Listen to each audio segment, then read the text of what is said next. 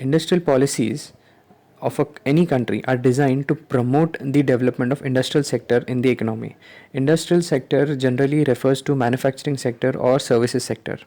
So when certain policies are made to boost up the manufacturing sector or to improve the services sector, this all this comes under industrial policies.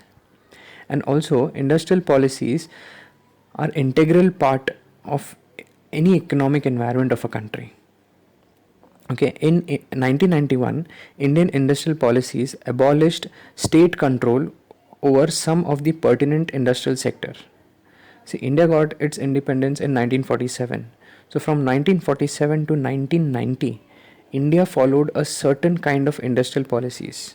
There were many amendments, there were many resolutions in between all these years, but there was a kind of a more economy which was more influenced by the socialist kind of a structure. Okay, it was a mixed economy, but it was influenced by a socialist kind of a culture. But till 1991, but after 1991 things changed. Okay, you must know the liberalization which happened in 1991. Okay, next is industrial India. Okay, on 6th April 1948, Government of India came out with the industrial policy resolution. This resolution was the first resolution in the independent India. Okay, India in its early stages of framing policy embraced a socialist structure aimed at bringing social equality and welfare in the society. Okay, students, and this was the period in which the Cold War was happening. Okay, Cold War was the not the actual war, but there were the entire world was divided into socialist kind of an economy. Okay, more influenced by the Russian or the USSR at that time, and some of the nations were influenced by the capitalist kind of an economy, which were influenced by the USA, America. Okay, so world was actually divided into two kinds of countries. Okay, one kind of country supporting the socialist kind of a structure, and one kind of company was supporting the capitalist kind of a structure. So India was supporting the socialist kind of a structure, and India had good relationship with USSR at that time. So Indian policy, industrial policies were more influenced by the socialist structure. Okay, next, the policy thus laid down the foundation stone of a mixed economy in India's industrial structure. Okay, no doubt India supported the socialist kind of a structure, but India made sure that India will not be totally socialist. Okay, there will be a mixed economy. Mixed economy means there will be some public sector undertakings along with some private sector undertakings, and there were some sectors in which only public sector was allowed. Okay, for example, defense, railways, airways, post and telegraph, and many such things. Okay, and there were some sectors in which both public and private sectors were there. Okay, next, industrial policy resolutions in 1948. Okay, students, there are mainly three resolutions. Okay, first is resolution in 1948, 1956 and 1977. There are various resolutions and many amendments during this course of time, but there are three main things, three main resolutions which I have highlighted till 1991. Okay, so the first one which is industrial policy resolution in 1948. It was basically the industries, okay, were divided into four broad categories. In the first category came the government controlled sectors such as arms, ammunition, atomic energy, and production and maintenance of railway equipments, ownership of railways. This was the first sector. Okay, and next kind of industry were development of new industries by states undertaking such as coal, iron and steel, aircrafts, etc. So the first one was mostly the central government used to control. The second kind of industries, mostly the state governments were in control. The next third one is the sector of basic importance under the plan of central government. Okay, basic important sectors which are important for the common public of the country. Those sectors were taken. For example, some of the sectors of animal husbandry and agriculture and all those sectors where in which the central government had eye on those sectors. Okay, they used to keep a watch. Then the fourth one, the remainder sectors, which were the sectors which were not included in these first three, were given to private people also. Okay, they were supposed to participate in those sectors. Then next one is Industrial Policy Resolution in 1956. Uh, in 1956, there were some important resolutions which were done, including apart from those earlier resolutions in 1948, which was done, and 1956 saw a increase in the performance of these sectors. And if you know, 1956 is also one of the important date because Companies Act was formed in this. So Companies Act was formed in 1956, was one of the resolutions of industrial policy, and it was formed in order to boost the private sector undertakings. Okay, the industrial policy intended to produce outcomes on following parameters. Okay, to accelerate economic growth, to expedite industrial progress, developed heavy industries in the sense heavy manufacturing industry or heavy electrical components. Certain industries like BHEL, which is presently now Bharat Heavy Electrical Limited, or BEL, ठीक है, Bharat Electronics Limited, ठीक है, ONGC, all these were given importance at that time, and some of them were started at that time. Okay, fourth is expand public sector undertakings. Okay, there were public sector undertakings only in few locations of India, some of the metro cities, but so they were planning to expand the public sector undertakings to certain two-tier cities. Okay, then fifth is strengthen the growing cooperative sector. Then sixth is ensure progress towards a socialist pattern of the society and mixed economic system. Okay, still in 1956, socialist pattern of society was there, and they were slowly the socialist pattern was fading off, and mixed economy system was more given importance. Some of the capitalist kind of economy was also given importance in this 1956 resolution. Okay, next, last one is industrial policy segment of 1977. Now till 1925, actually, uh, the only ruling party was the Congress. Okay, after 1975, there was a national emergency in India. Okay, it is the only till now it is the one and only national emergency which has happened. In national emergency, and there was a huge protest. Okay, and if you know some of the politics, there was a person called Jay Prakash Narayan. Okay, he led the protest, and they toppled the central government at that time. And in 1975, Morarji Desai, a leader of Janata Party, came into being. So this government, which was formed with the coalition of Janata Party, the main was Janata Party here. So this government which was formed, it was more proactive towards socialist, no doubt, but they decentralized the system. Okay, it proactively advocated the idea of decentralization, and thereby the idea of strengthening small and medium scale industries was there. Okay, so the small scale industries, the medium scale industries, even the micro industries were given importance in this government, and many of the policy changes were happened in 1977. Okay, the new policy was inclined towards seeking of self-reliance. So small people were given importance.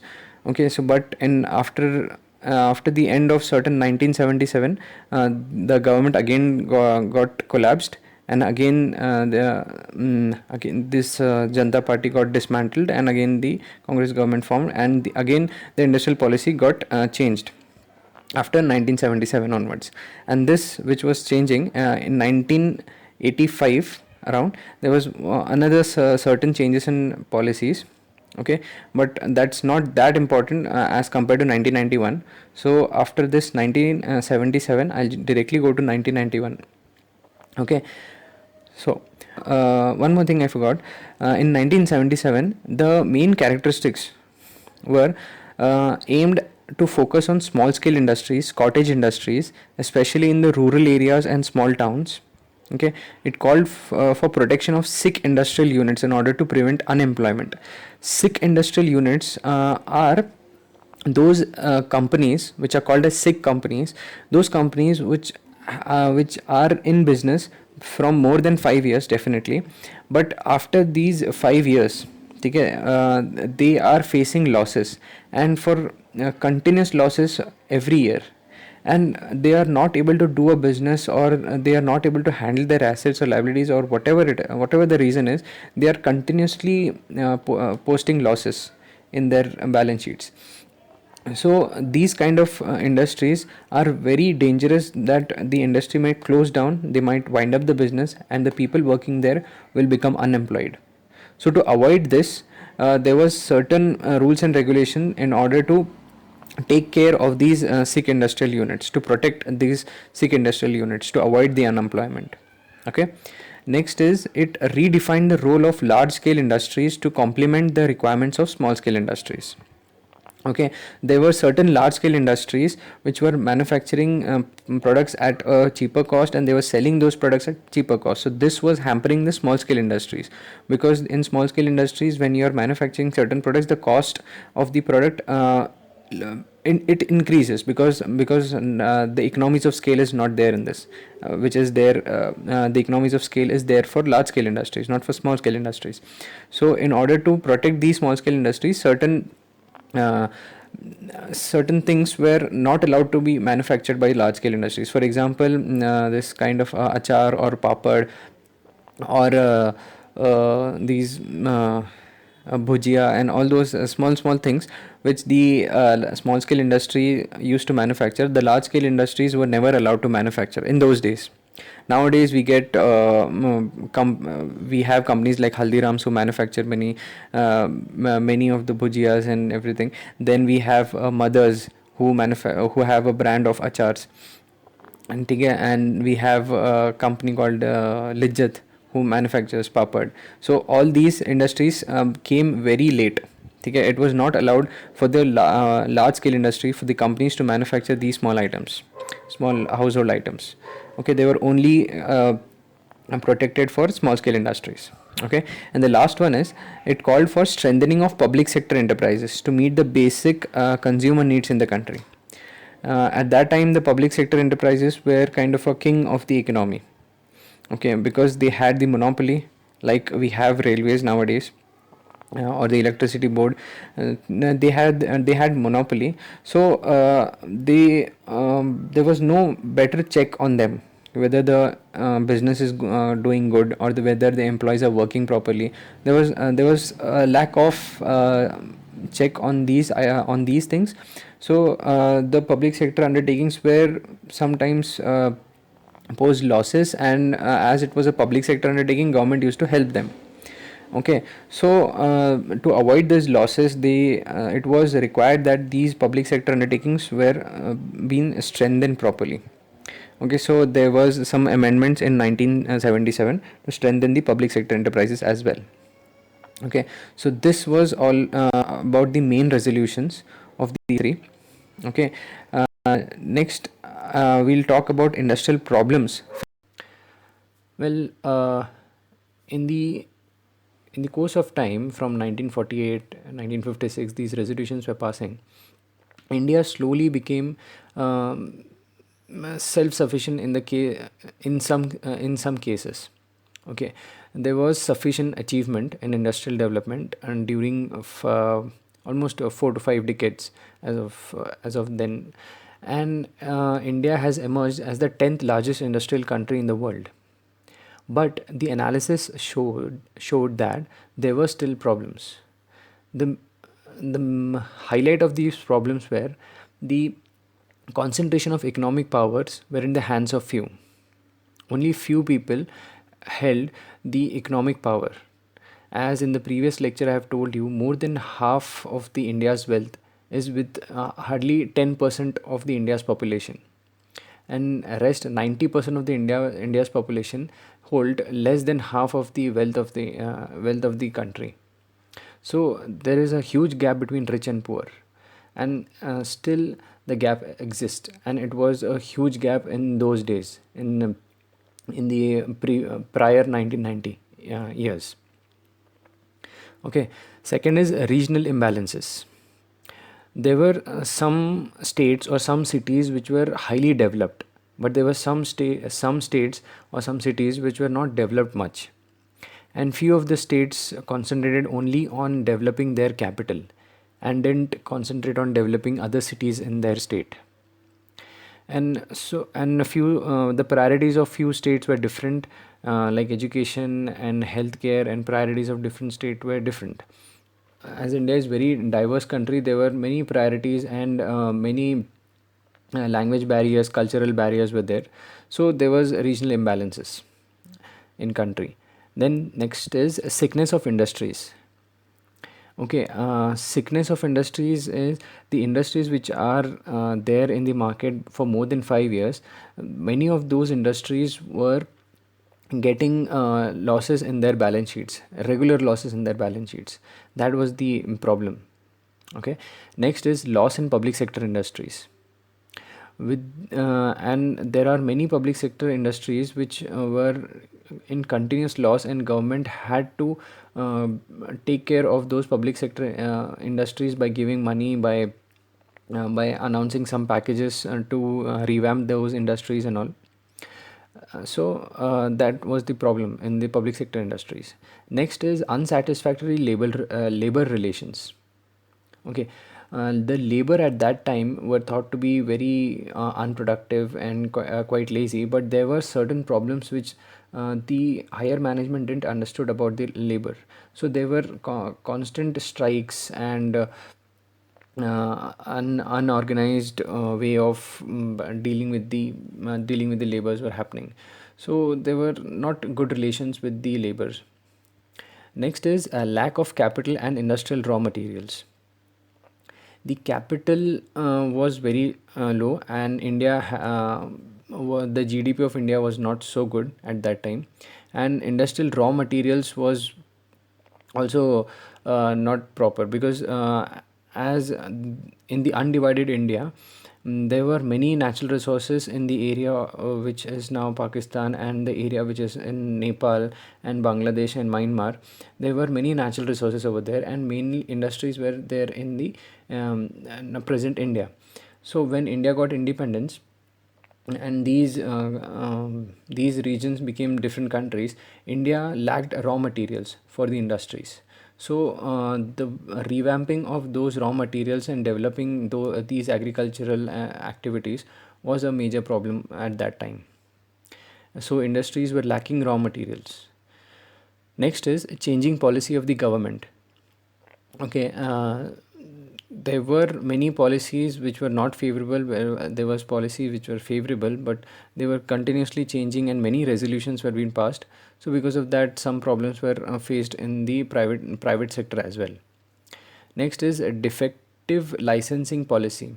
This was the main culprit in undermining the industrial sector of India, because the license policy was because the license policy was very rudely and very crudely used by some of the officers during that time. Because if a company wants to do anything, to launch a product, to remove an employee, to buy a land, anything, they need the license or the permission from the government officials. So it was the company were finding it very difficult to get any approval passed easily. So this was licensing policy was the main culprit, and it was removed in the 1991 resolution. Okay, so these were some of the problems. I've listed down a few of the problems, main few of the main problems. So let us see. Okay, some of the problem during the plan period. Okay, uh, what do you mean by plan period? Plan period is when the resolution of 1948 was done. It was decided that for every 5 years, okay, there will be some plan, and after that 5 years get completed, we will review the 5 years what we have done, and depending upon those performance of the 5 years, we will change the next 5 year plan. So the first 5 year plan in India was started in 1951. So from 1951 to 1956, that 5 year, there was some plan were executed. Okay, there was some plan made and it was executed in those 5 years. And after those 5 years got completed in 1956, that previous 5 year was reviewed, and again a new plan was being executed by changing some of the things which were not good in those 5 years plans. So regularly India followed the 5 year plan period. So from 1951 to 1956, so from 1956 to 1961, like that the 5 year plans were done, and presently we are in the 13th 5 year plan, which is going to get completed in 2024 or 2020, yeah, 2024. So what were the problems during the plan period before 1991, or this continued till early 2000 to 2000 as well? Okay, so the first one is unbalanced industrial structure. Okay, India is still independent on the foreign imports for transport equipments and machineries and iron, steel, paper, chemical, fertilizer, plastic materials. India is not self-sufficient in manufacturing all these. So India had to import many of the things. Therefore, there is unbalanced industrial structure in India. Okay, next is regional concentration. The thing I have told you in the previous slide, there was a regional concentration. States like Maharashtra, Gujarat, Tamil Nadu were ahead in the industrial development, as compared to the other states like Meghalaya, Manipur, Jammu Kashmir, Himachal Pradesh. Those were not that developed. So there was a concentration, and because of that, the population from the other states used to come to the highly developed states. So there was a huge migration problem. Third is loss in the public sector industries. Okay, uh, many of the things I've told you about the loss in the public sector industries. Every year, government had to incur huge expenditure to cover up these losses and meet obligations of paying wages to the employees. For example, we have been recently hearing about Air India from past 3-4 months, that Air India is huge losses, and government is offering government is offering shares of Air India to other private players, and they are not interested, and a huge what do you say, a huge expenditure is being incurred on Air India. So all those problems were there in certain companies in the public sector undertakings. Okay, next is,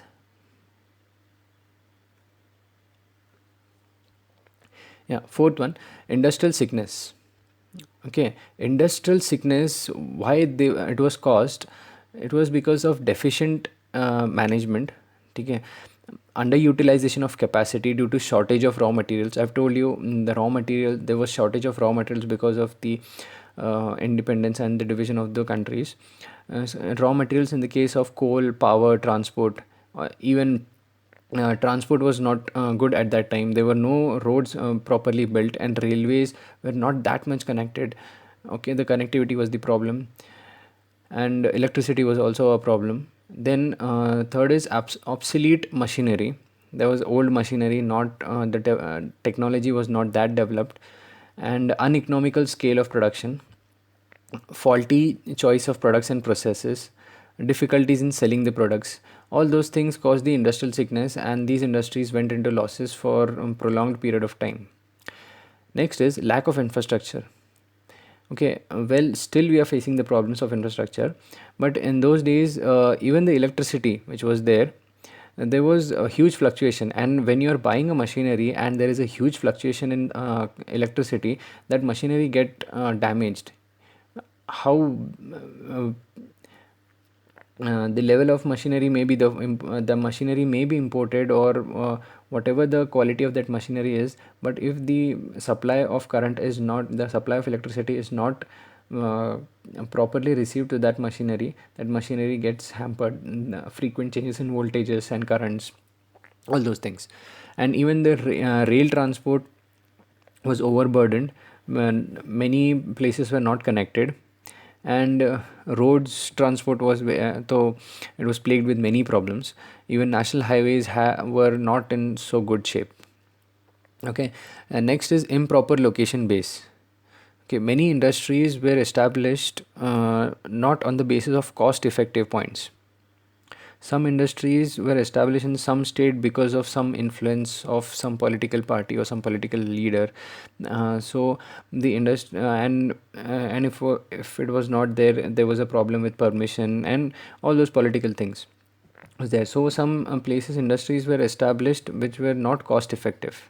So in the over a period of time, if the issue is not solved, or they don't relocate, or something happens like that, then it can cause industrial sickness as well.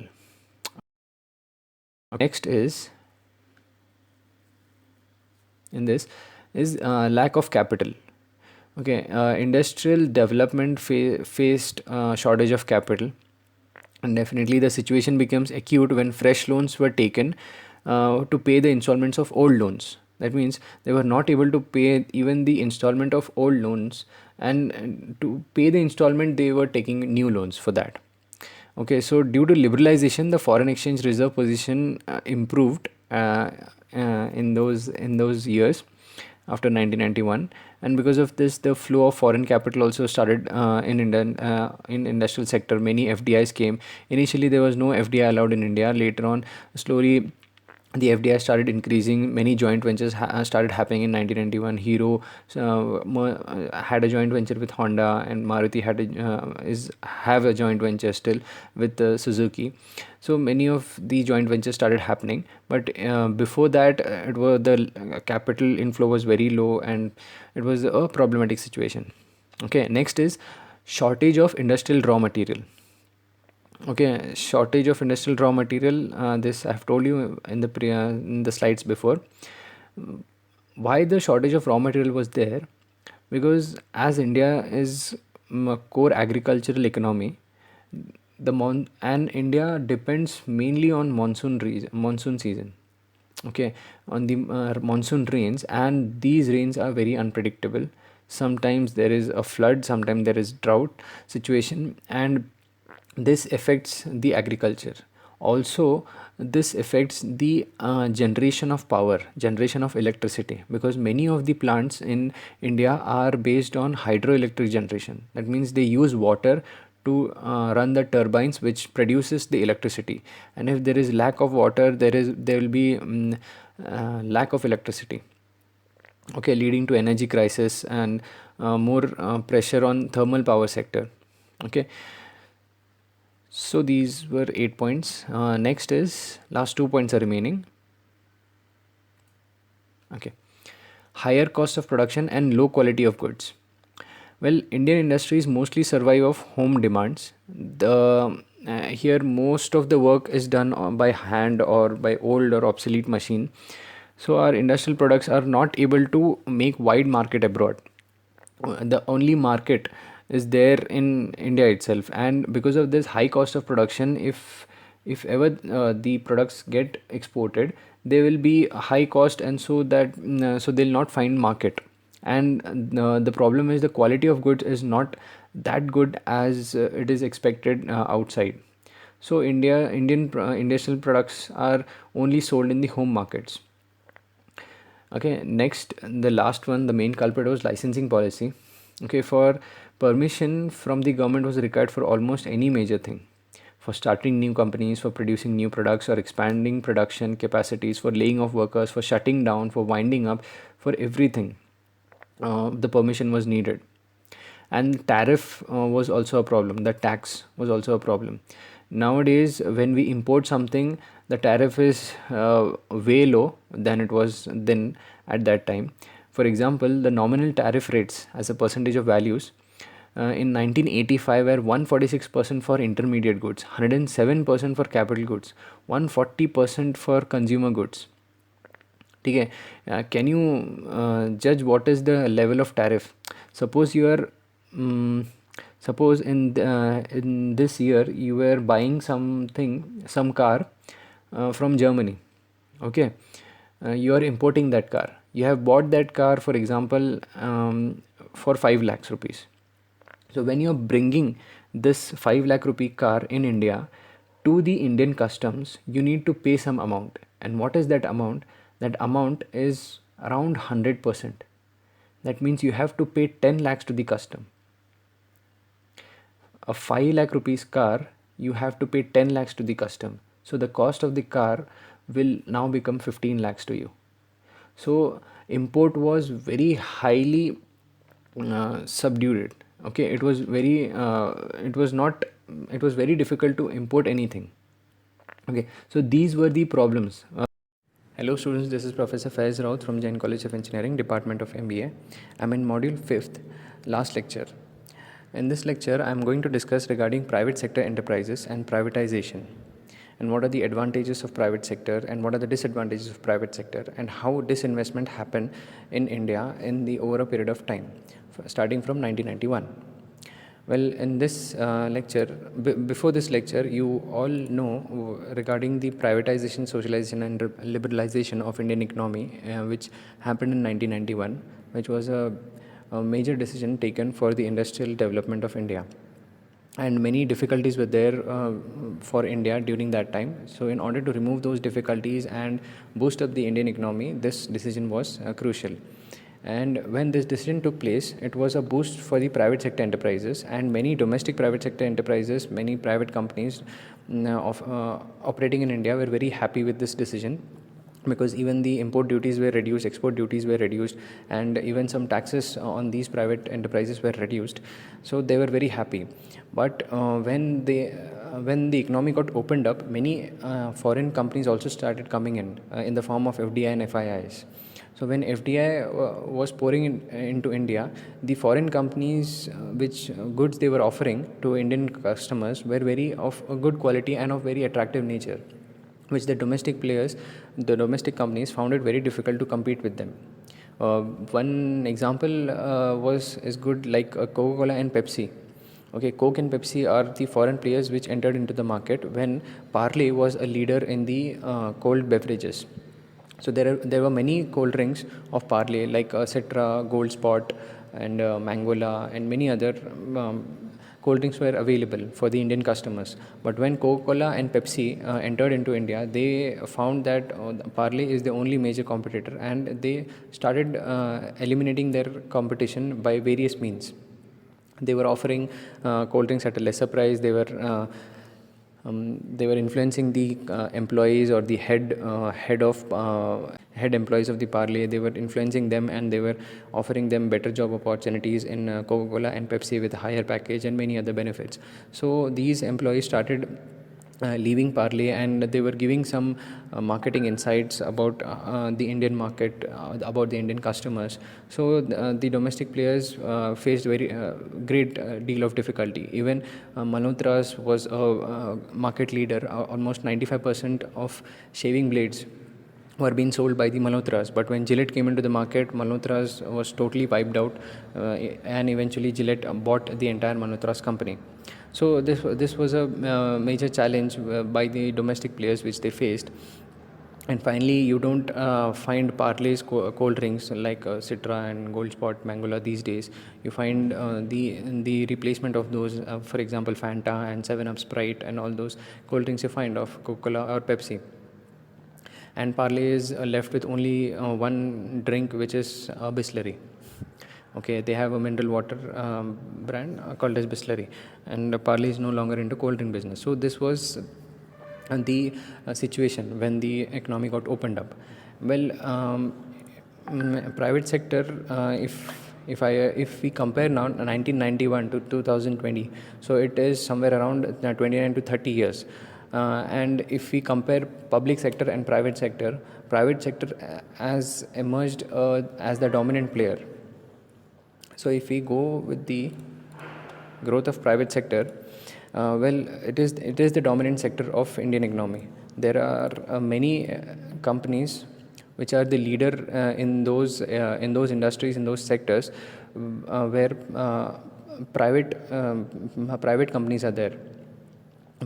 Just for example, a telecom industry, BSNL was the leader at once upon a time, but now BSNL is into huge losses. It cannot run properly.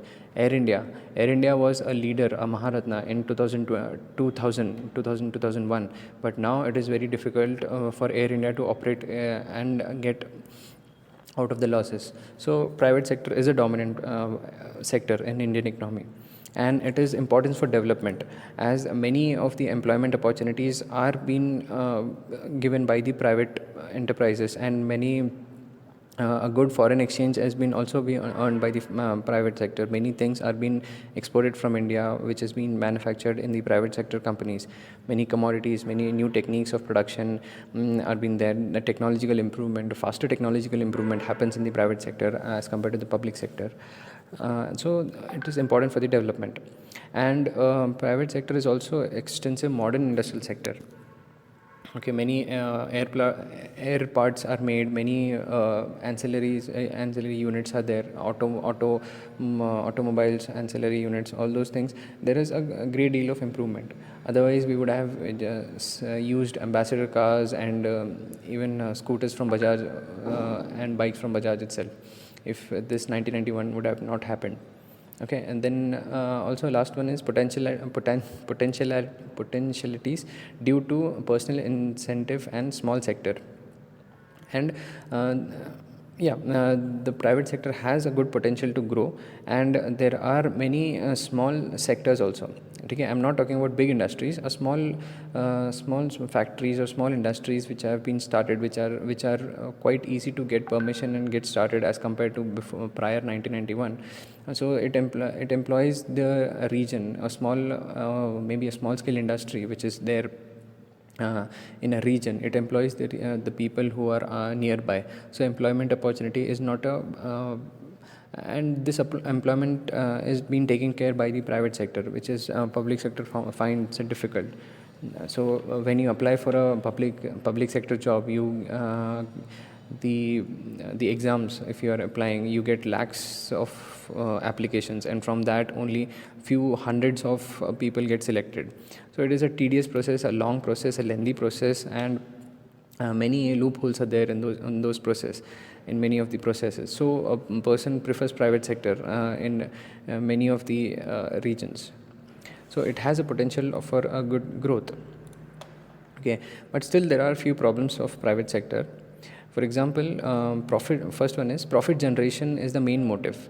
Okay, private sector generally as a profit maximization, which we learned in economics. It is the company which is only focusing on profit. So sometimes what happens, private sector don't care about the employee security or employees welfare. Sometimes it happens, and the laborers are the ones who suffer more. For example, in maybe if 10 or 15 days back, there was a labor law which was being relaxed for the few companies, and wherein laborers which used to work for 10 hours, they used to get certain amount of pay. Now laborers should work for 12 hours to get that same amount of pay, and there are different pay scales have been changed. And that means for same kind of work they'll be paid differently, whether that company only can decide. So there were few restrictions on the companies in terms of labor, because they only focus more on profit.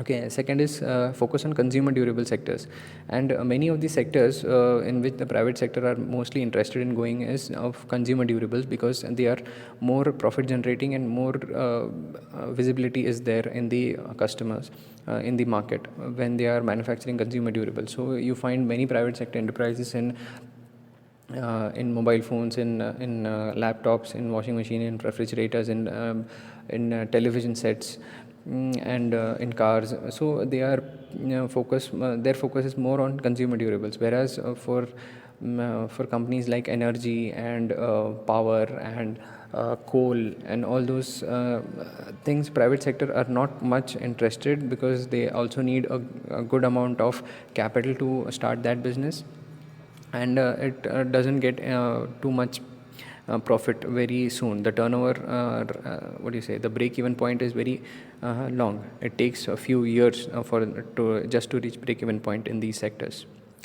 Okay, and then next is monopoly and concentration. There are few sectors in which monopoly is there. Okay, so it is very difficult for the private sector enterprises to enter. For example, railways is one of the example, and power distribution is one of the example, post and telegraph is one of the example in which private sector cannot enter. These what do you say, these sectors are not that much developed. Okay, there is not much competition in these areas where private sector have not entered. So and then the next one, fourth one, is declining share of net value added in total output. Well, what is net value added? Net value added is defined as the annual amount generated over and above the cost of raw materials which go in the production system after allowing for depreciation changes. Okay, so when we are generating something, say we are the amount which has been generated above the cost of raw materials. If we are buying raw materials at a rate of 50 rupees and we are selling that product which has been manufactured by raw materials of 50 rupees and manufacturing cost of 10 rupees, that means we will be getting 40 rupees as the profit. And if we remove depreciation for per unit, maybe 10 rupees more, so we will be getting 30 rupees as the profit. So 30 rupees is the value added of output. So that has been declining of private sector, because there is a huge competition and there is price wars. The red ocean has been created, so their profit margin has been reducing. So net value added is been reducing, which is affecting even GDP of the country. Next is infrastructure bottlenecks. Bottlenecks is when there are different stages of different stages is involved into a manufacturing of a product or giving a service. Then in one of these stages there is the process is very slow, so that the process which has been done by the previous the activities which is done by the previous process is completed, and it is waiting in order to get the in order to get its chance in this process, and the next process is waiting for the previous process to get completed. Okay, for example, and there are three processes, 1, 2 and 3. First process is very fast, they complete the task and give it to process 2. Okay, even process 3 is very fast, they complete the process and make the output and send it.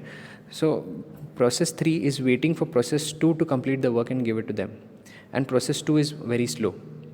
So everything is getting piled up at process 2, and process 3 is sitting ideal because it is not getting the products from process 2. So process 2 is creating a bottleneck.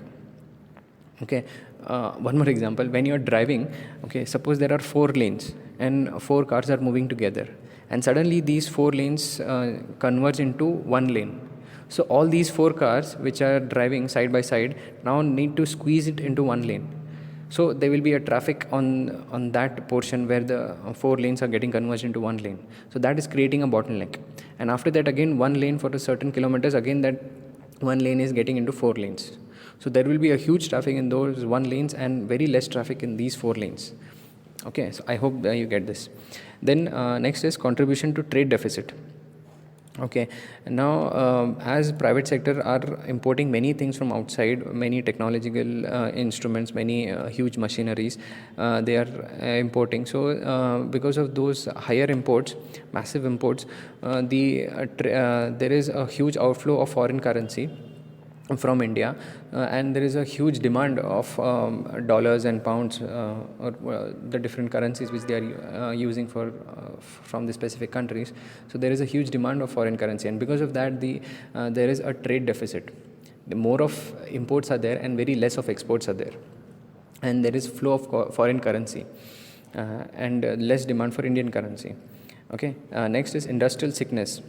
And many small private companies get into losses, and because of that, there is the industry becomes sick. They are not able to manufacture much, they are not able to repay their loans, and many difficulties they will be facing. And threat from foreign competition, which I've already told you, when the foreign competitors came, it was very difficult for the domestic private players to work in the market. Okay. Next is about privatization.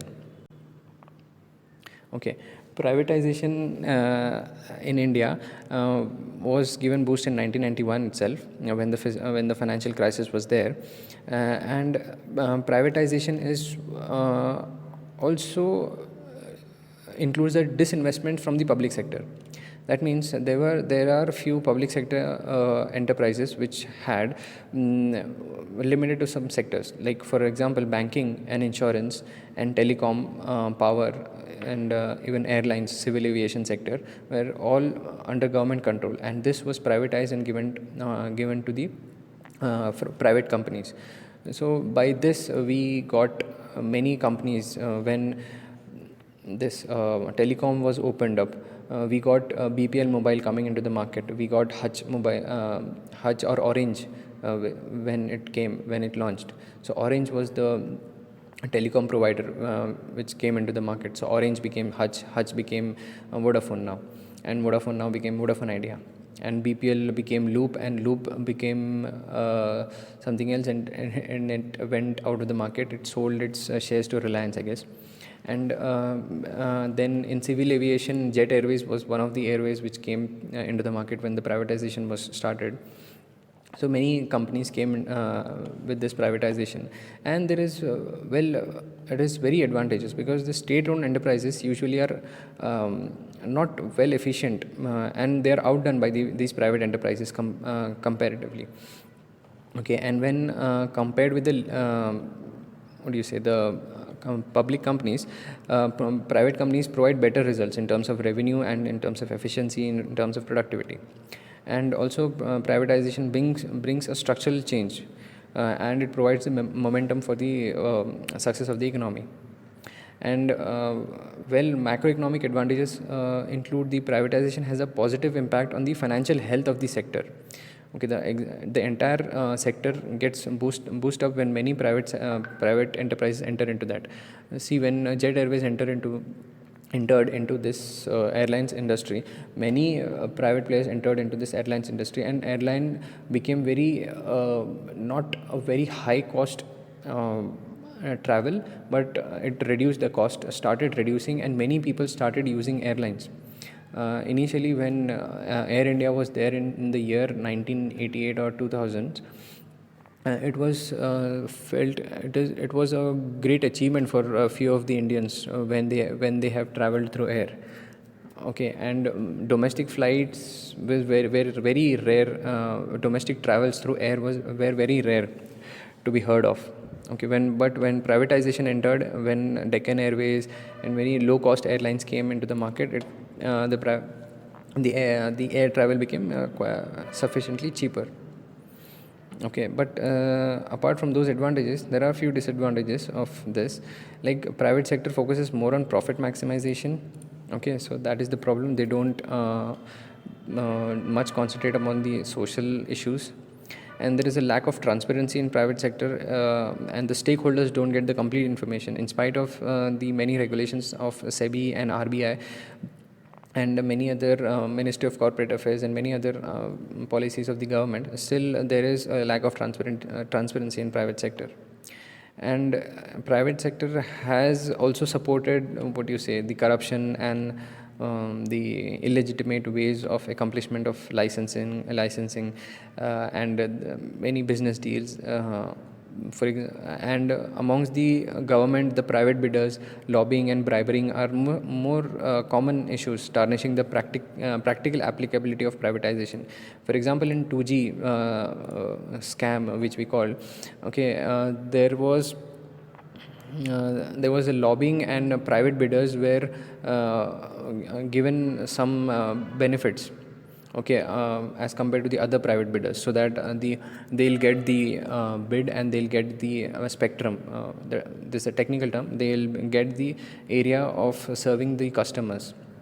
when they set up the tower. So most of the spectrum went to these private bidders, and they offered the government a little less price to buy that spectrum as compared to others. And when the others came to buy the spectrum was already sold out. Okay, so there was a less profit for the government in that case. So this is the issue which is going on still. No uh, any solid proof is not there, so it is still lying in the courts. So anyways, lobbying and bribery is common with the private and in the private enterprises. Okay, so let's begin with the small scale industries. Well, small scale industries are those companies or small factories or the industries which are catering to few products, and their products is not well marketed because their audience or the customers are very limited to certain areas, certain group of peoples, and mostly their marketing strategy is through word of mouth. Okay, for example, maybe achar factory will be there, or papad factory will be there in some of the regions wherein they'll not be marketing their products on the social media, just on social media, but not on the main on the local medias, but not on the national television channels or national channels, but they'll be using local channels and social medias for marketing strategies for their product. And also they'll be employing few peoples for their and there'll be a few they'll be into few line of businesses, and the products will also be limited. So these industries which are there for manufacturing, they are called as small scale industries. And these small scale industries, there are many small scale industries throughout India, and they are very important for the economic stability of India. They are small, yet they are very powerful. And because of this, what are the roles of small scale industries in economic development? And because of these small scale industries, they provide employment for many of the lower section of the society, middle section of the society, so that their livelihood can be developed, and the standard of living of these people can be improved. And the lower level employees who are getting those wages, they can lead a proper life, and India can be brought out of poverty. So small scale industries pay a so these small scale industry lead a great role in lifting people from poverty, and lifting people and giving them employment opportunities, which the many public sector and many big private sector enterprises fail to do so. And also small scale industries facilitates women growth. These small scale industries are very well known to those areas, and so women find it very easy, accessible to go and work there and earn some money. And they can be these women can be a helping hand for their families as well. The best example I could recollect is Amul, when it was started with as a white revolution of India, where Amul targeted women for bringing milk from their villages and delivering it to the Amul factories. So women involvement was huge in those in that white revolution, which Amul is a good example. And there are many other small organizations which help women for simple works like stitching and and many small handicraft articles and many other things. So women's empowerment and women's involvement is great in small scale industries as compared to other large scale industries. And it helps in mobilization of local resources. So all the local resources, the employees, the small savings of the and entrepreneurship talent in these regions can be utilized, which is sitting ideal. And effective utilization of these resources can be done. And it also helps ways of optimization of capital. Well, small scale industries require very less capital. A small factory and a few amount of laborers and few quantity of raw materials is sufficient for small scale industries to start.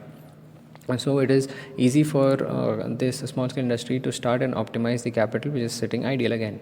And next is it promotes exports. There are many small scale industries which you don't know, they are exporting exporting many food articles the processed foods and many spices from India, which has been packed, and they don't require much sophisticated machinery to do that. A simple kind of machinery, or even with no machinery, they can operate their industry and can help for exports. So with no imports, we are achieving our targets of exports. So this is improving the trade deficit, the balance of payment. So small scale industries help that. Whereas if we compare with the large scale industries require heavy machinery, which has been mostly imported from many European nations.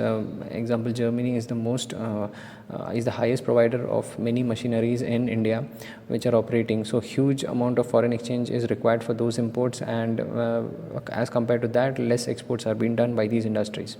So small scale industry play a huge role in exports as well. And finally, small scale industries complements large scale industries. There are many large scale industries requires the parts, components, accessories, and many small things which they don't find it very cost effective to produce. So they are being given to small scale industries to produce, and small scale industry produce those small articles at a very lesser cost and at very using comparatively lesser resources, and they can sell it to these large scale industries, in which large scale industries can buy those small parts and use it into the manufacturing of their product. Okay, this was about small scale industries. And well, there are a few problems with small scale industries. For example, shortage of funds. Sometimes if the business doesn't work, it is very difficult for the person to get loans, because the person is not well off with the capital, and there is no latest technology. So if there is a change in the product category, or the requirement of the product is large by the large scale industries, it is very difficult for the small scale industries to produce at a higher quantity and at a faster rate. Okay, because of lack of latest technology. And also there is a shortage of raw materials sometimes, and because of less working capital, so they'll be facing some problems. And a shortage of power. And these many small scale industries are not situated in the cities. They are generally situated in tier 2 cities or in villages. So there is a shortage of power or huge fluctuations of power, which leads to damage of many electrical articles, electrical equipments. And many a times there is a power down in those areas, so there is no production at all. So they face a problem of shortage of power as well. And labor problem as well. Laborers will be unskilled or semi-skilled, so there will be a lot of wastage, and it requires a huge amount of time to train these laborers. And also these laborers are not paid well because of their unskilled works. And also a marketing problem. As I told you, the small scale industry don't have enough capital to market their products, so they rely on word of mouth. And because of that, their products are not well known to the public outside their own region. So it is a marketing problem with small scale industries as well. Even if their products are very well and very good quality as compared to many other companies, but because of the marketing problem, they are not able to sell those products. And finally, the quality depends. Well, if many small scale industry doesn't have a quality which is of global standards, so few small scale industry are successful in achieving those qualities and export their products outside. But few of these small scale industries doesn't live up to that quality which they can export it to the global standards. So and even if, they don't have any fund for some of the research or development of their products as well, to improve the quality. And so that is the weakest point in this small scale industries in India. Okay, this was about the small scale industries. Hello students, this is Professor Faiz Raut from Jain College of Engineering, Department of MBA. I'm teaching subject Legal and Business Environment. I'm in the final module, Module 6. In this module, I'm going to discuss regarding economic policies, fiscal policies, monetary policies, and India's foreign trade policies. Okay, so these three policies, fiscal policy, monetary policy, and trade policy, are very important. Foreign trade policy are quite important for the economy as a whole. Okay, so this is purely about macroeconomics, which we are going to discuss here. Okay, so first, and this all the three policies in turn form an economic policy of a country. Okay, before I begin, fiscal policy, if you remember, fiscal policy is being, these policies are being made by the government. Okay, fiscal policy is the policy which involves the revenue generation and the expenditure on the country, in the country, by the government. So these policies are made by the government of India or government of any state. Okay, and next is monetary policy. Monetary policy is the policy which is made by the central bank, and in the case of India, it is made by the Reserve Bank of India. And monetary policy deals with the money management in and out of the country and within the country as well. Okay, next is foreign trade policy. Okay, foreign trade policy is deals with the import and the export duties, the trade deficits, the trade surpluses, then the current account deficit, what is the flow of FDI in the country, what is the flow of FII in the country, what is the flow from India to any other country. All those trade policies are being discussed in this. So together all these three form the economic policy of any country. Okay, so let's begin with the first one, which is fiscal policy. Okay, fiscal policy, the term is related to the public treasury. As I have told you, the fiscal policy is being made by the government. The term fiscal policy is related to the public treasury. That is how government raises its revenue and how it spends the treasury funds. Okay, so the policy can be defined in more general terms, like the revenue which the government gets. Okay, the main generation of revenue for the government is taxation. Okay, or borrowings from any from the market or from the central bank. So all these things consist of the revenue for the government. So this revenue is being collected or taken in order for the economic growth of the country. Okay, so there are basic objectives of fiscal policies. Okay, and these are the four main objectives of fiscal policy: economic growth, promotion of employment, economic stability, and economic justice or equity. Okay, so the main motive of any government of any country is for the growth of the economy. So government can make certain fiscal policies or certain policy changes in which they'll support agricultural activities, they'll support the services sector of country, they'll support the manufacturing, they support the trading activities in the country, they are supporting the small businesses, large businesses, medium scale businesses, micro scale businesses, and in turn pushing the economy toward upside, so that the economic growth of the country happens. Okay, second is promotion of employment. Okay, unemployment is the very worrying factor for any worrying macroeconomic factor for any country. Generally, in any of the economy, as of today, unemployment nearly 5% is not so bad. Okay, so 5% unemployment is always there in a country. If you want everyone 100% to be employed in any of the country, it is next to impossible. So there will be unemployment problem in any of the developed economy as well. So, but we need to reduce it. We need to take care that the unemployment doesn't crosses 10%, 15%, 20%, 25%. So that if unemployment is more in the country, the development of the country will get hampered.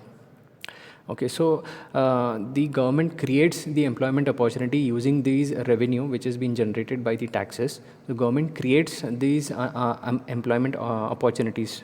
So, for example, Mahatma Gandhi National Rural Employment Guarantee Scheme is there, which is MG Narega, which we call. So government creates some of the activities like building of roads, building of dams, so they can employ people who are unemployed, so that the employment generation happens. They'll earn money and they can use the money on any of the capital or their day-to-day activities, so that the economy works, so that the government doesn't like to give money to its population free of cost, so that the population should not become lazy. and lethargic. So the promotion of employment is also important, and it takes place through this fiscal policy. Third is economic stability.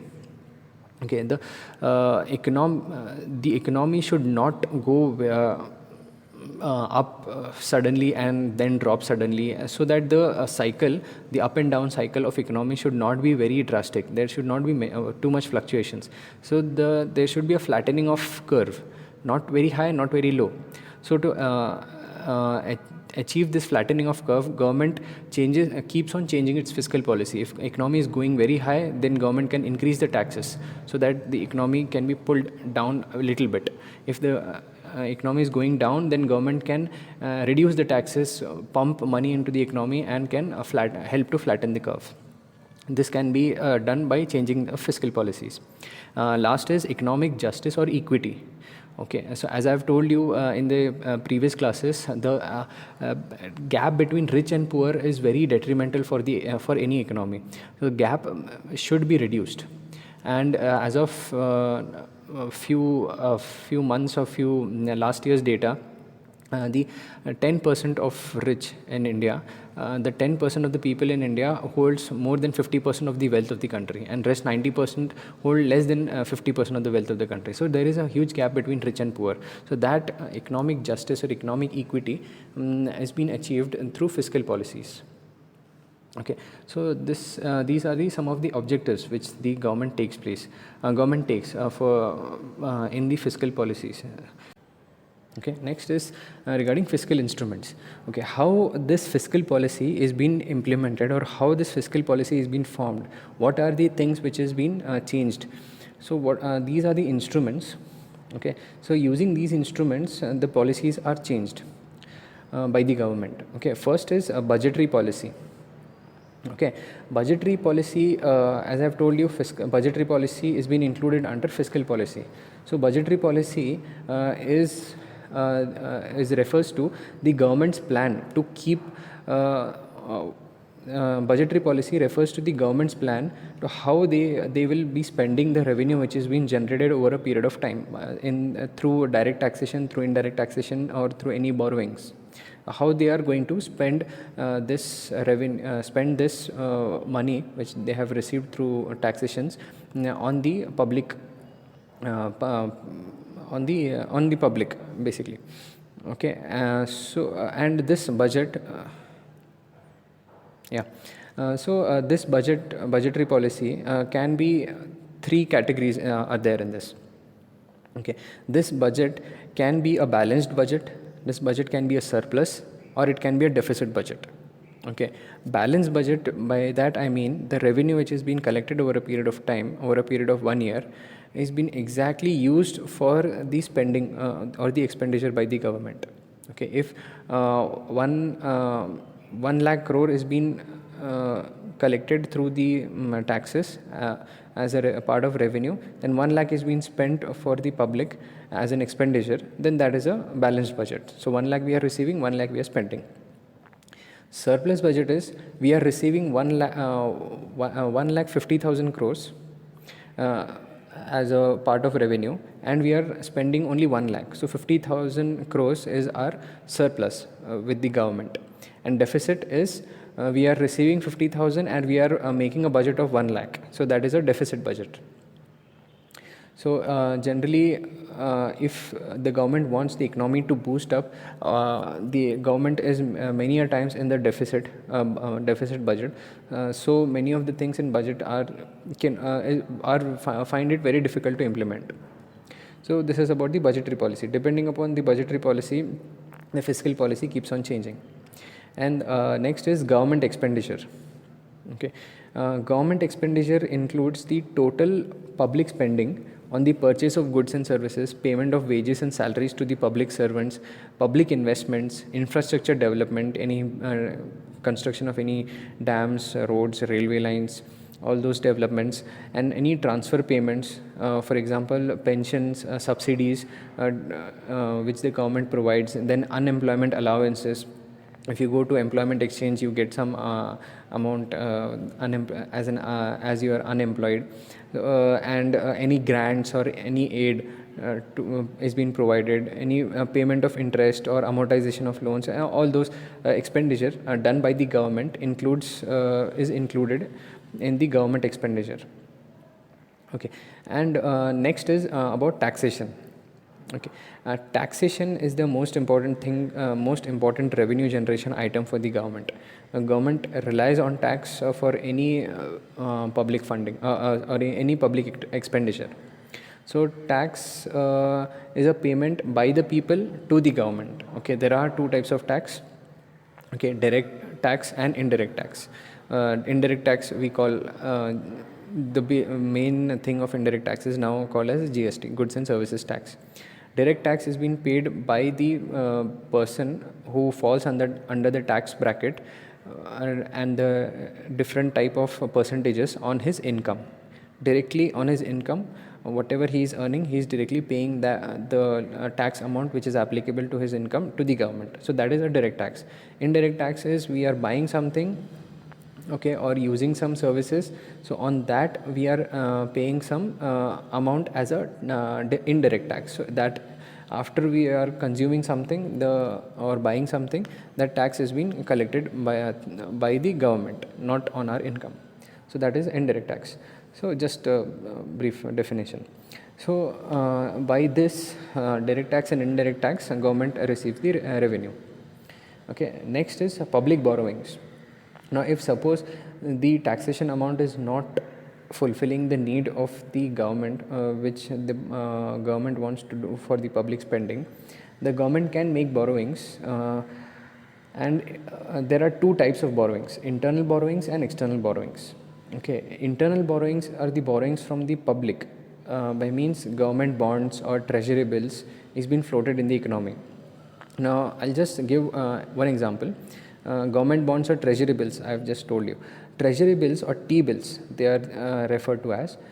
Those are the bills which is been sold to the public, and for certain short period of time. Okay. The short period of time, by I mean it can be a 91-day treasury bill, 180-day treasury bill, 6-month treasury bill, as maximum goes up to 1 year. So within 1 year, the government floats the bills. Okay, public buys those bills, and after the maturity, the government takes back the treasury bill and pay the amount plus some interest amount to the seller of the treasury bills. So by this, the seller gets an advantage. He gets an interest payment, and government gets money for the short period of time which they required.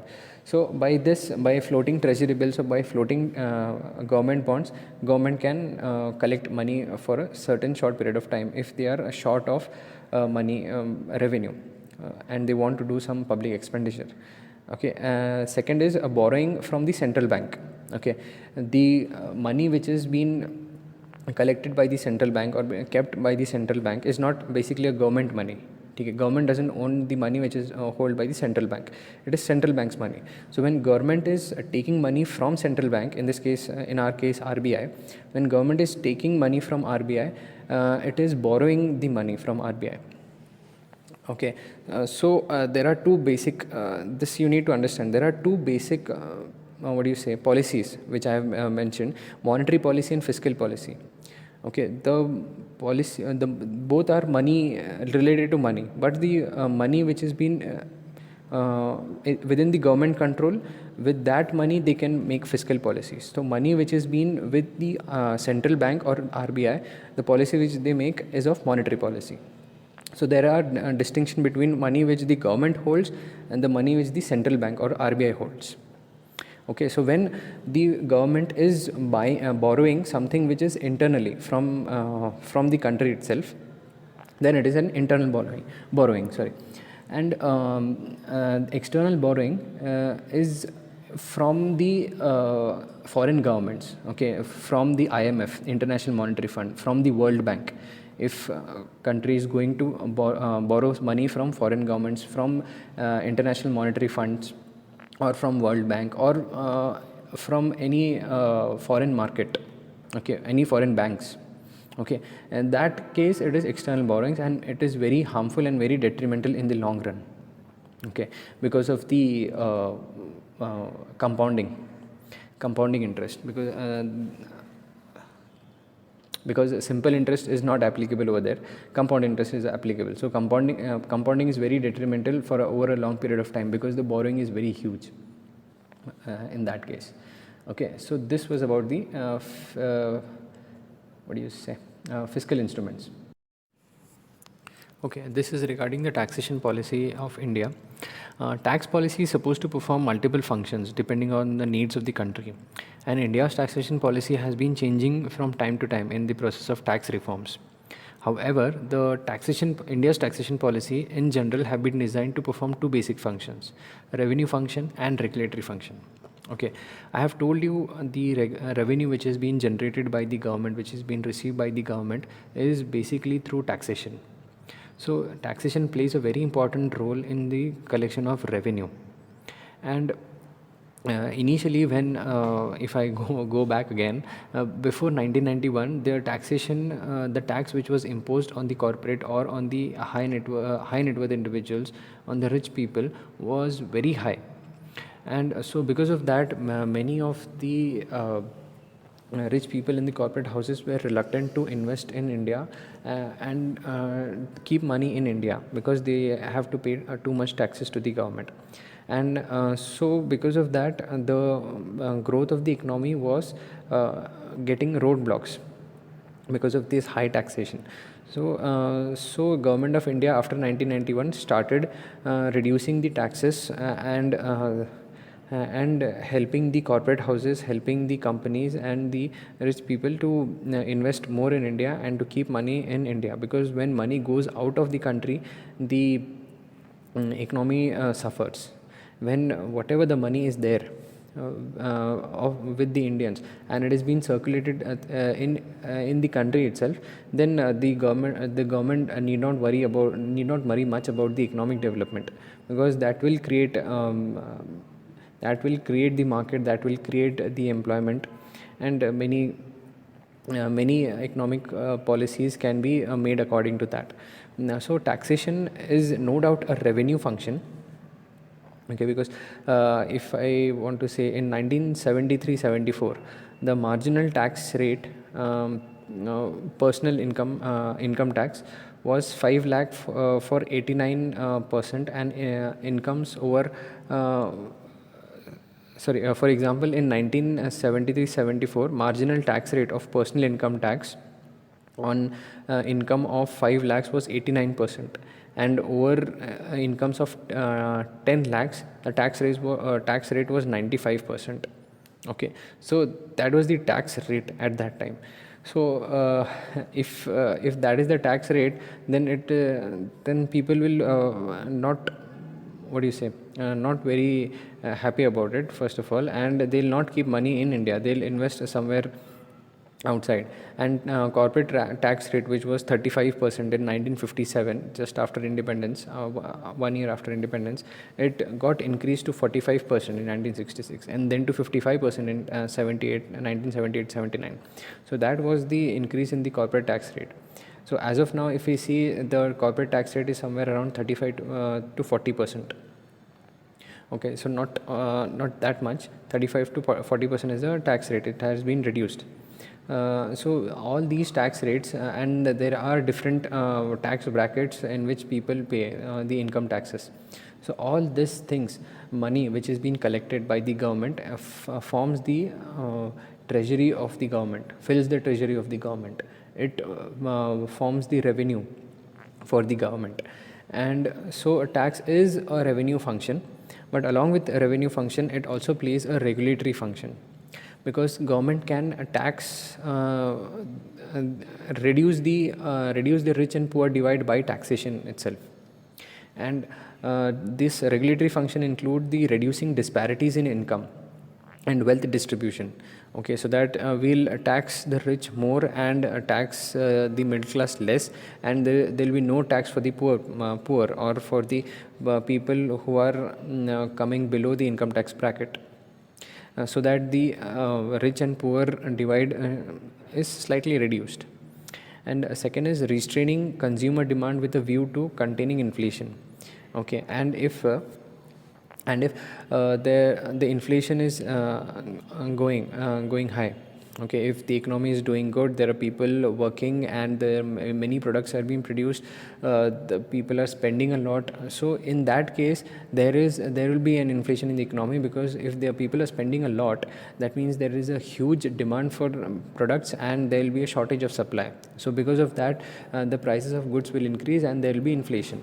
So inflation is never good for the economy. Slight inflation is okay for the economy, but prolonged inflation is detrimental for the economy.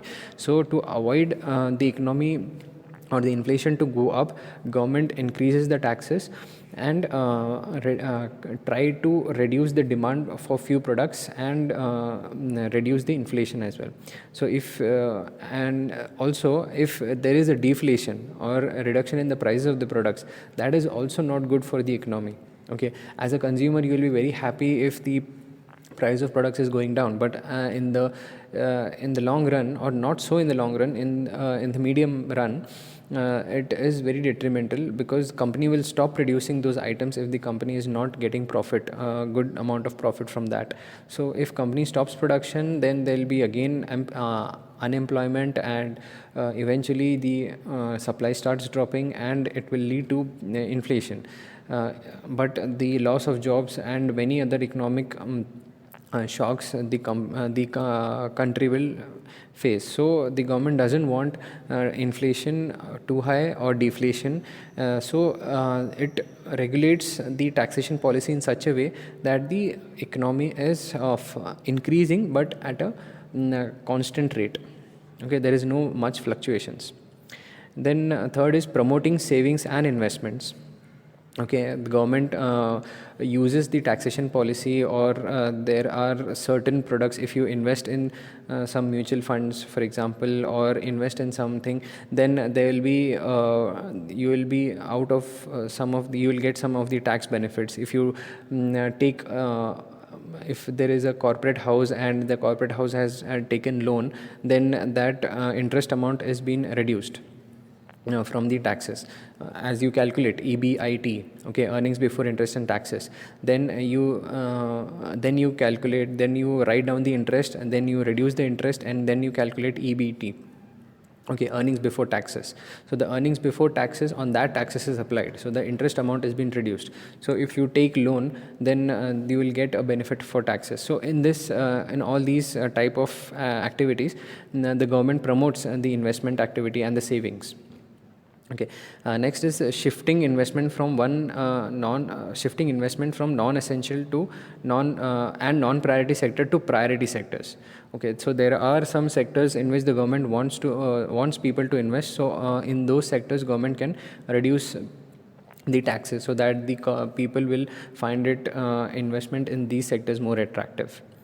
So in pursuance of these goals, progressive tax rates are imposed, excise duties, and some tax holidays are also given. The regulatory function and the revenue function, both the functions are very much, what do you say, two sides of a coin, or very much related. So if the government is forming a taxation policy, they need to take care of these both functions, regulatory as well as the revenue functions. In the beginning of in the beginning of this module, I have discussed regarding the fiscal policy and the taxation policies of India. In the fiscal policy, I have told you the policy decisions which is made by the government, which relates to the money management in the economy, consist of the fiscal policies, and the taxation which the government collects, which is the revenue for the government, and how it utilizes that money and how the taxation happens, we have discussed regarding that. In this lecture, I am going to talk about the monetary policy, the policy decisions regarding money which is being taken by the central bank of any country. In our case, it will be the Reserve Bank of India. So in let's move on to the monetary policy. The policy employing central bank's control of the supply of money as an instrument of achieving the objectives of general economic policies. Okay, that means central bank will have control over supply of money. If central bank feels that there is immense supply of money in the economy, in the market, then it will try to pump out the money from the market. and if it feels that the money supply in the market or in the economy is very less, they will pump in the money in the economy. Okay, and how they will do that, we are going to discuss it, and why they do that. There are certain objectives for that. um, just for objectives like economic growth, employment promotion, economic stability, and price stability of the price level. First three objectives are very similar to the fiscal policy objectives, and then the final objective, stability of the price level, it is the central bank or the Reserve Bank of India try to manage money in order to help the or avoid the higher inflation rate and a lower deflation rate. To flatten the economic curve, the monetary policies keeps on changing. Okay, so how these monetary policies are being changed? What are the instruments or what are the measures which the Central Bank of India, the Reserve Bank of India takes? First is bank rate. Bank rate is the rate which the RBI sets, and the other banks follow that rate. And this rate has been is been used to calculate the interest rate for various kinds of loan by various kinds of banks. So if RBI increases this rate, okay, that means the individual bank will also increase their rate of interest. A rate of interest for home loan, rate of interest for the car loan, for education, from property loan, for business loan, for any kind of loan, uh, depending upon the increase in the rate by the RBI, the individual bank increase their interest rate. So why they increase the interest rate, or why they increase the bank rate, in order to make the loan unattractive. If there is higher interest rate, people will not go for taking loans. They will postpone their plans. So if there is a lot of money supply in the economy, and so to curb the money supply, to restrict the money supply further, RBI increases the bank rate, so that people will not take loan much, and the money supply in the economy will uh, slightly be lesser. Okay, slightly decrease. If suppose the other way around, if RBI feels that there is very less money supply in the economy, the business is not doing good, the economy is slowing down, then in that case RBI will decrease the bank rate, and eventually the individual bank will decrease the rate of interest for various kinds of loan, and people will take loans, and the money supply in the economy will increase. So depending upon the bank rate, the RBI controls the supply of money in and out of the economy. Okay, this is one of the way. Second is cash reserve ratio, and this is a very important term, cash reserve ratio. If you are studying banking, you need to know this terminology, cash reserve ratio, or CRR. CRR is a ratio of the entire money with the bank, which is to be kept with the RBI. Okay, for example, if bank receives 100 crores of rupees from the depositors, so now bank has 100 crores of deposits, bank has 100 crore rupees. From that 100 crore rupees, certain percentage of money will be simply kept with RBI. Okay, for as of today, the CRR is somewhere around 3 to between 3 to 3.5%. Okay, we'll take it 3%. So suppose from 100 crores, 3 crores will be kept with RBI from this bank. That ratio, the 3%, that ratio is called as the cash reserve ratio. So individual bank is keeping some amount with the RBI as their reserves. So in case of any difficulties with the bank, or anything which is happening with this bank, and if RBI want to take control, or so in that all cases, the cash reserve ratio will be utilized by the RBI. It is the reserve which the individual bank doesn't have any say. So when the RBI wants to increase the supply of money in the economy, they will reduce the cash reserve ratio to maybe 2%, so that the bank will not have to keep 3 crores from that 100 crores. They'll only have to keep 2 crores. Okay, so the supply of money with the bank will increase, so they can give more loans. Okay, just an example. And if suppose the RBI wants to decrease money supply into the economy, they can increase the cash reserve ratios to maybe 4 or 5%. So in that case, bank have to keep more money with the RBI, and bank cannot give much loans. Okay, so using this CRR ratio, the RBI can control the supply of money to the bank or out of the bank.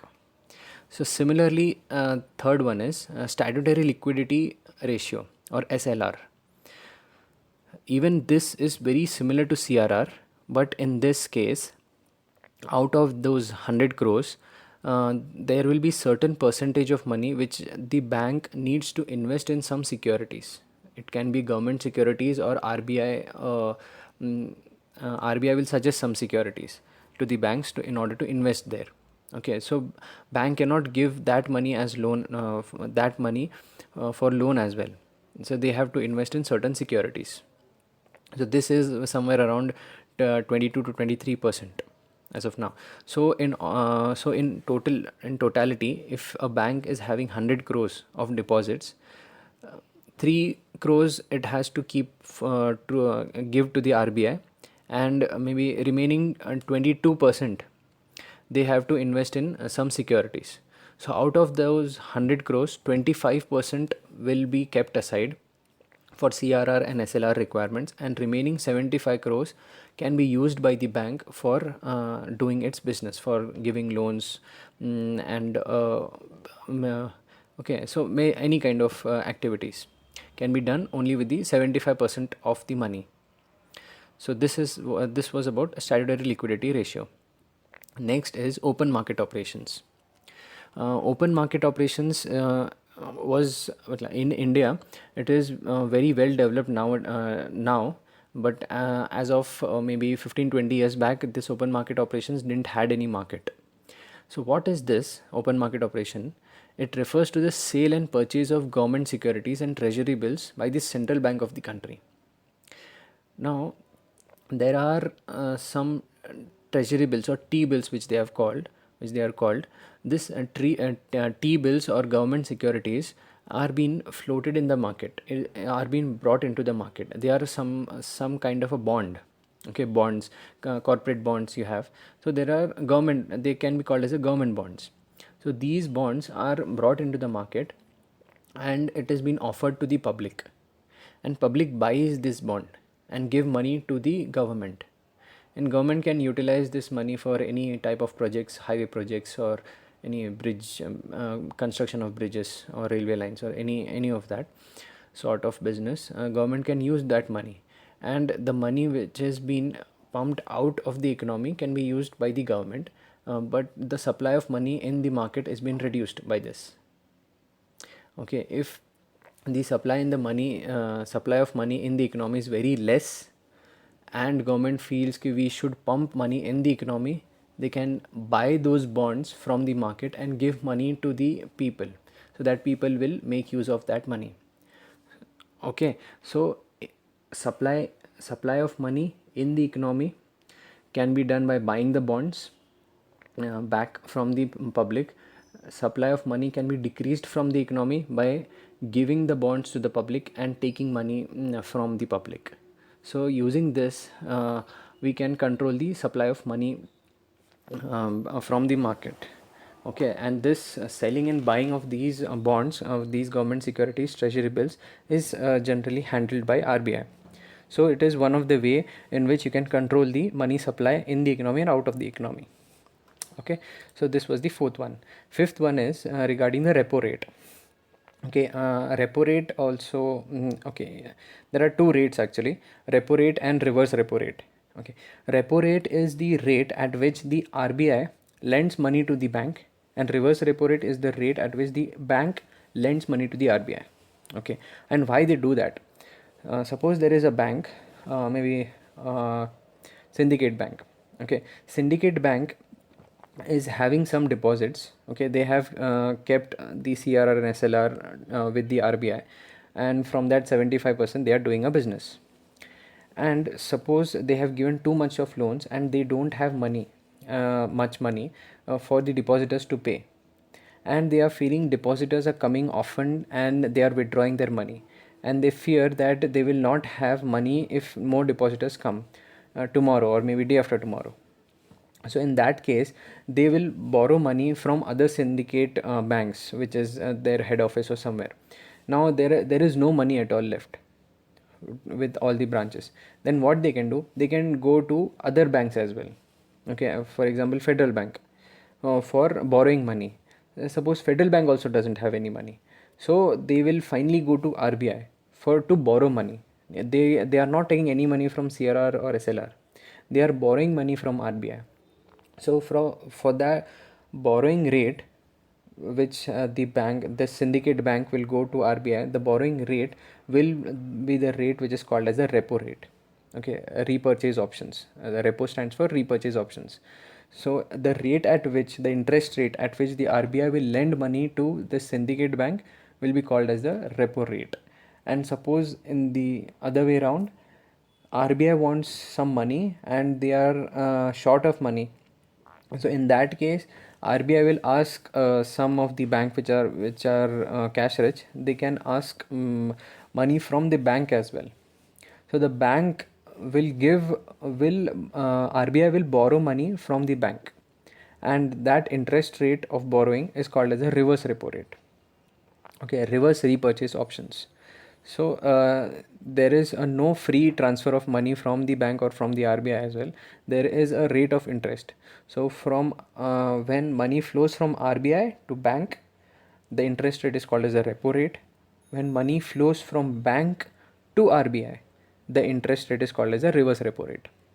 So RBI can increase this reverse repo rate, RBI can decrease this reverse repo rate or repo rate, whatever it is. So RBI can increase and decrease depending upon how they want the supply of money into the bank. Okay, so this is the crux of these 5 points. Well, again I'll go through what bank rate was very what do you say, very high in the mid 80s, mid 90s. But after 90s, when the inflation started declining with the rise of growth of the economy, mainly due to economic reforms in 1991, as a result, RBI started reducing bank rate from 97 and continued till 2008. And this bank rate was raised to 7.5% in July 2008 due to the global economic crisis, because inflation was going high. So when inflation starts increasing, RBI will increase the bank rate so that it will make the loans very unattractive. Okay, and reverse will also be true. Cash reserve ratio, I have told you. Okay, it is another traditional monetary tool with the RBI to control inflation. Similarly with SLR, statutory liquidity ratio. And open market operations, I have told you, it is the purchase and sale of government securities or the treasury bills by the central bank of the country. So RBI will purchase or sell the government securities in the open market in order to increase or decrease the supply of money. And the reverse repo rate and the repo rate. Okay, they will these are the rate of interest which the RBI will lend money, and the commercial bank will lend money to the RBI. So these are the some of the monetary measures. Going with the next one, which is the statutory liquidity ratio or the requirement, SLR. This is this is a proportion of the total deposits which is commercial bank are required to maintain with them in a form of liquid assets, cash reserve, gold, or government bonds. Okay, the commercial bank will be told to invest the certain amount with them which they have received through deposits to any government securities or in gold, or maybe kept as a cash reserve with themselves as well. They cannot use those money for giving out loans. So this was about SLR. It is a special provision in India. In many countries, in many major countries, this SLR requirement is not there. Okay, CRR is very common in most of the countries in the world. Okay, now after all this, we'll come to Reserve Bank of India. Okay, the main central bank of India. Well, if I go with the history, Reserve Bank of India was established or formed in 1935, and there was a Banking Regulation Act passed in 1930. Banking Regulation Act passed in 1949. And this Reserve Bank of India was initially called as the Imperial Bank of India, and later on it was called as a Reserve Bank of India. But the main powers of Reserve Bank of India were been achieved during 1960s and 70s, when the nationalization of the bank happened, many of the private banks became nationalized, and they came under SBI, or and many, what do you say, banking reforms were done. So the Reserve Bank of India slowly got its power, which is now it is enjoying these powers. And many, almost all the banks, you what do you say, almost all the bank listen to the Reserve Bank of India's decisions. Now, why this was important is, why these regulations were important: in order to generate, maintain, and promote confidence and trust of the people in the banking system. Okay, long time back, the banking system didn't had much confidence in the minds of the people. They used to keep the reserves as gold or in cash in their house itself. If you remember, in the old movies, there will be something called as a locker, or a tijori karke kuch, there was a term. So they used to keep money, or save their assets and their golds or the cash reserves in their house, so to build the confidence, so that they keep money in the bank also. This regulations were being done. Next is to protect investors' interest by timely disclosure by the institution and access to information by the investors. Okay, so whenever investors are accessing some information, the depositors are accessing some information, and to protect their interest, to protect their money, this regulations were carried out. And third is to ensure that financial markets are both fair and efficient. Okay, fourth is to ensure that participants measure up to rules of the marketplace. So basically, the banking system should run smooth. People should have trust in banking system. These regulations were being carried out. And there are some functions which of RBI. Okay, using these are the important functions, or the sole functions of the RBI, which I have listed. First is, it is the sole currency authority. Okay, so uh, any kind of printing of notes, or using any printing of, what do you say, the coination, printing of coins, 1 rupee coin, 2 rupee coins, 5 rupee coin, and printing of notes, their counterfeiting measures, using some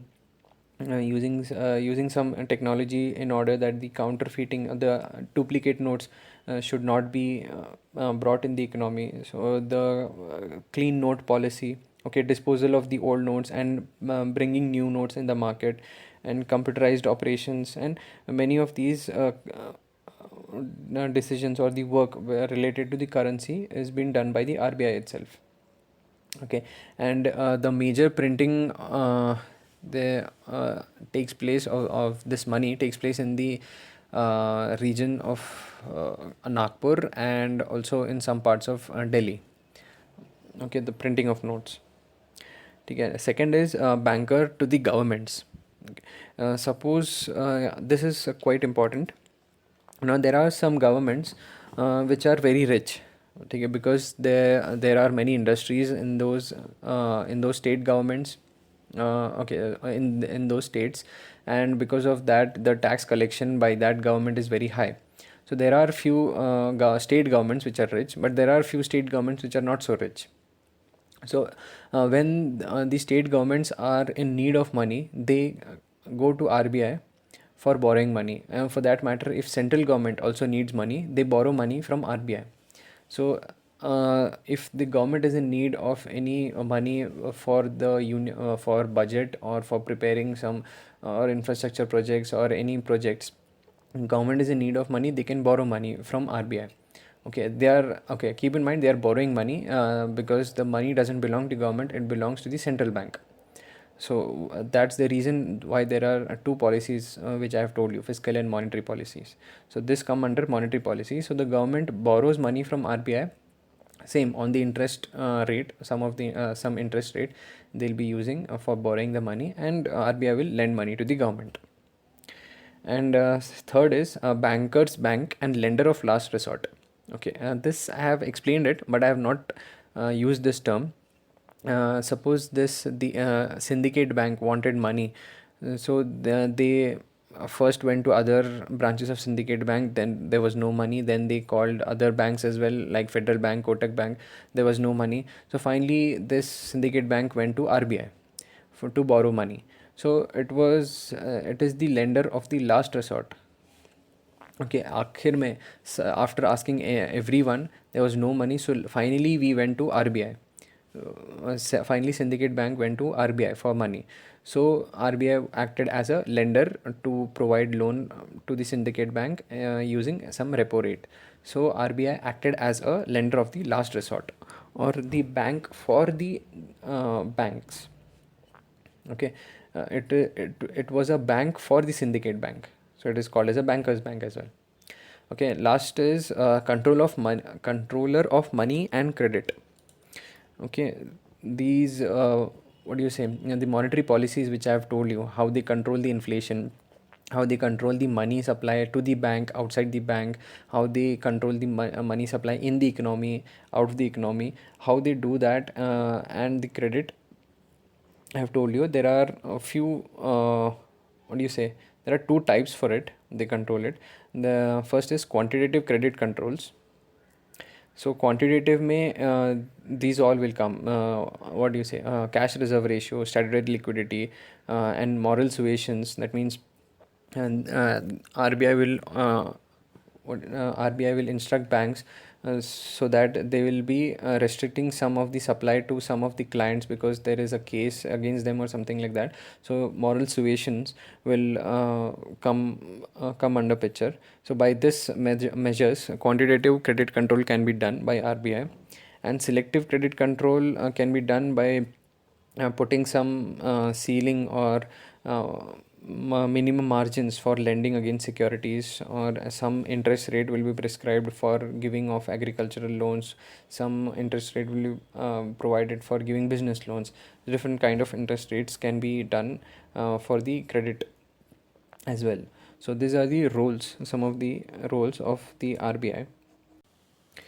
This foreign trade policy is well, it's very important, because the trading which is happening, the foreign currency which is coming in India and which is going out of India, is depends on the trade policy of India. Initially, before 1991, this trade policy was very stringent. It was very difficult for anything to be imported or anything to be exported.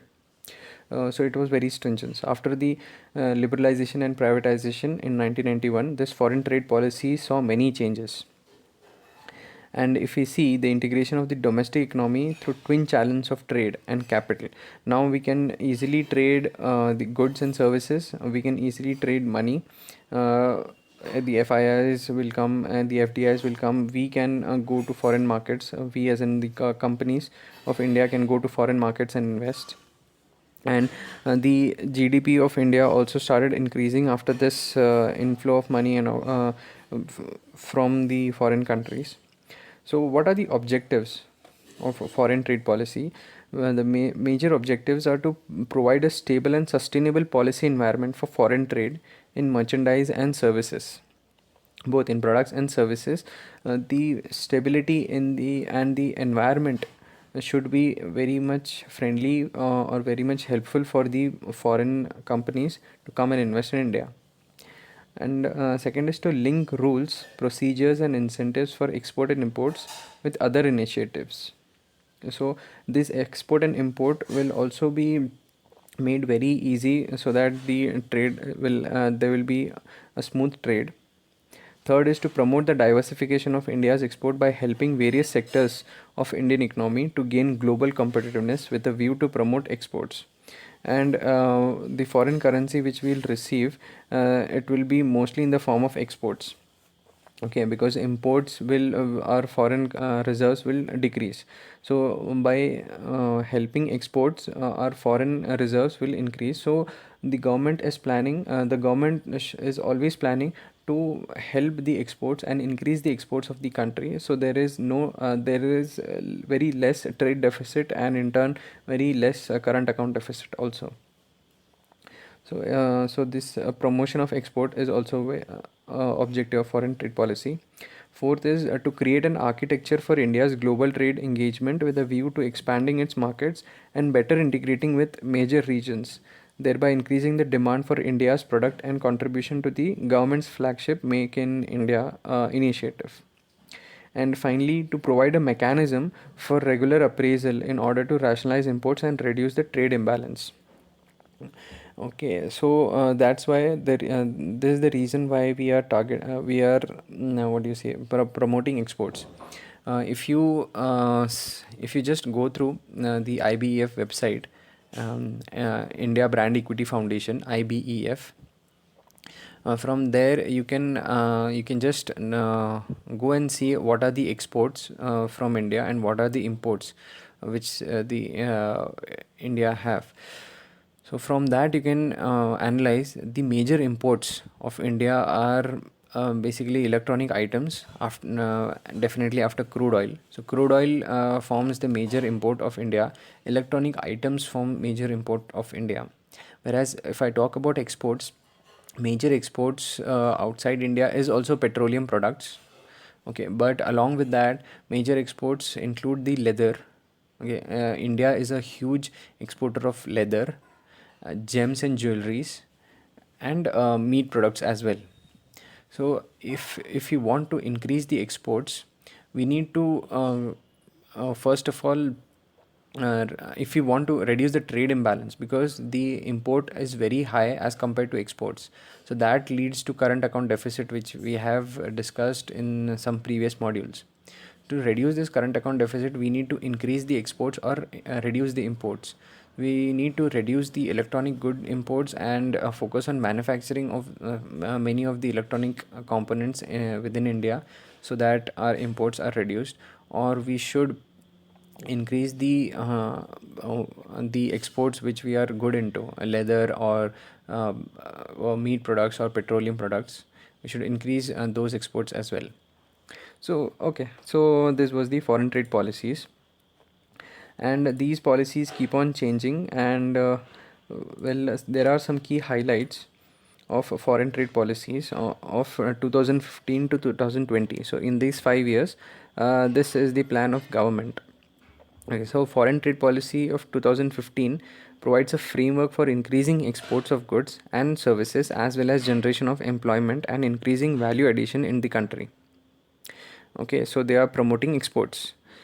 Second is to enable India to respond to challenges of the external environment, keeping in step with a rapidly evolving international trade architecture.